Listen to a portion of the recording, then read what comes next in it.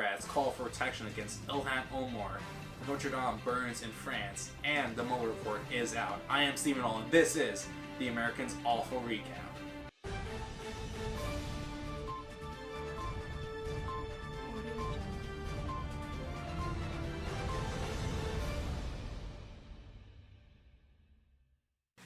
We have a lot of news to get to today, starting off with number one.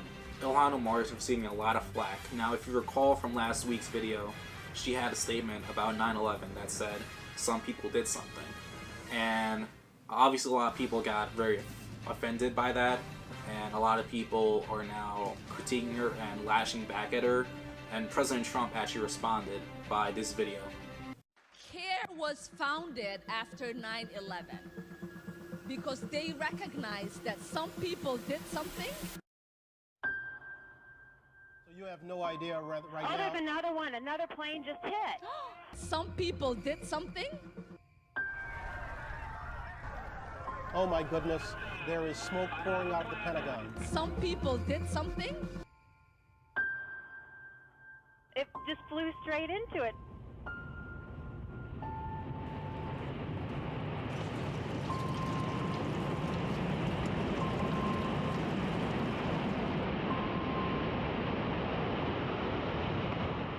So Trump actually released that video, and then Nancy Pelosi fired back at him with this tweet.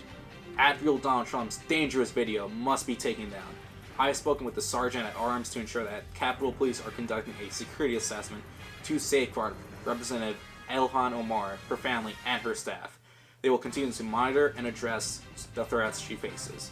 Now, Republicans are arguing that she's downplaying 9/11. Meanwhile, Democrats are kind of defending her by saying that if you critique her, that you are inciting violence. My opinion on this is that it's complete BS.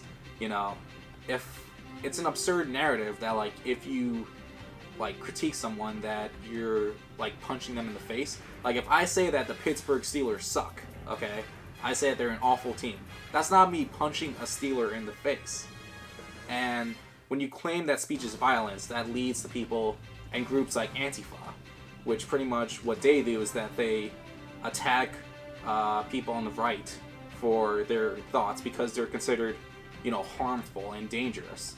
And, in all honesty, it's very dangerous. And I just have one question for anyone who defends Ilhan Omar. Was she inciting violence when she said that Trump is not a human? Quick question.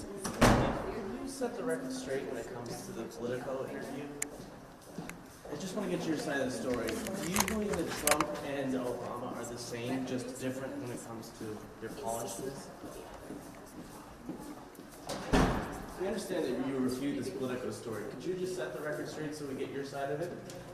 Do you think that President Obama is the same as President Trump? Absolutely not. That is silly to even think and equate the two. One is human, the other is... Is it true that you just think that he's more polished than Trump?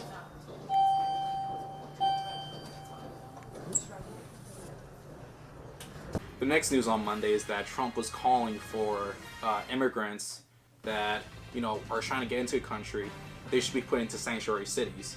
Now, obviously, it's not necessarily politically good for him to do that, and people like Cory are now saying that he's making the country less safe to release immigrants.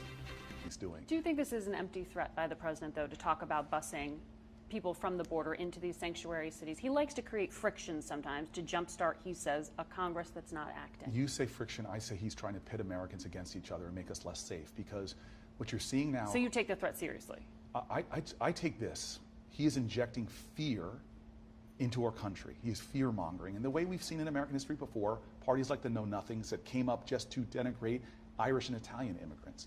And what that's done for communities like mine and all across this country is you have immigrant communities that are now afraid to drop their kids off at school, now afraid to give information to the police that we need to protect cities like Newark. And so if he was looking to solve a problem, he wouldn't be doing things to divide this country against itself.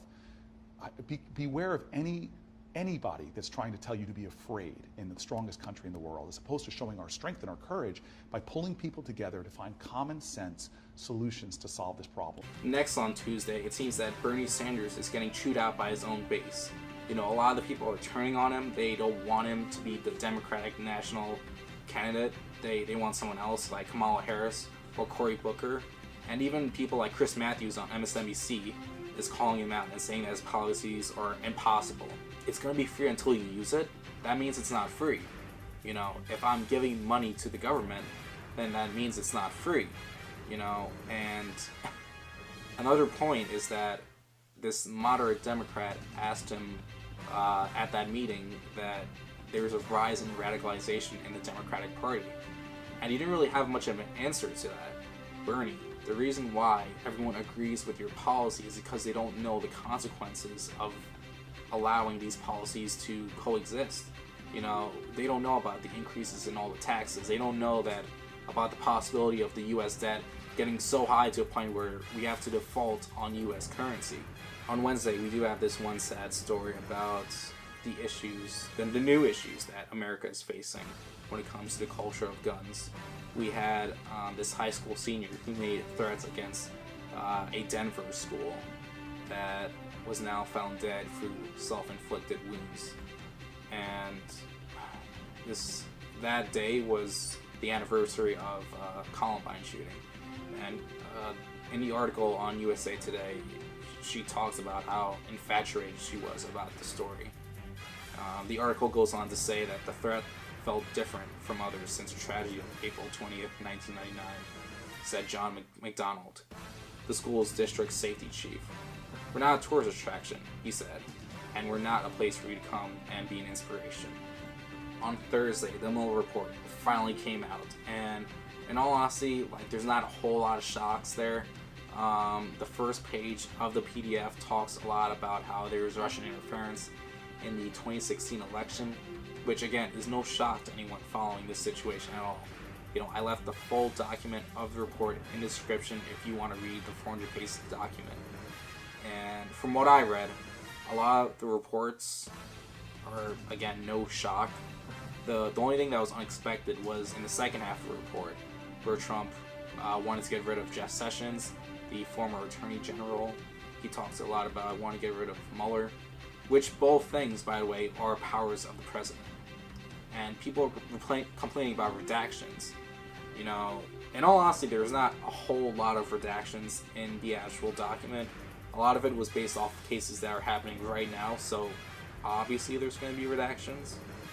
A simple, easy summary is that Trump did not collude with the Russians, and he also asked people to lie and bend the truth in order to make him look good. You know, and if you don't believe me, again, you can read the full report in the description. You know, but let's be honest right now. A lot of the people, whether Trump was guilty or is guilty, they don't care anymore, you know, and people still would have flocked to their own political bubble. And the truth is that, you know, there's a CNN poll out this week that stated that about more than 50% of Americans simply do not care about this investigation. They don't want to go even further into criminal proceedings, and that's simply the truth. That not a lot of people care. On Friday, Democrats are now calling for impeachment based on obstruction of justice. Now that the Mueller report came out and exonerated Trump from collusion with the Russians, they're now claiming that he is impeachable based on obstruction of justice. And to be fair to Democrats right now, they aren't exactly wrong.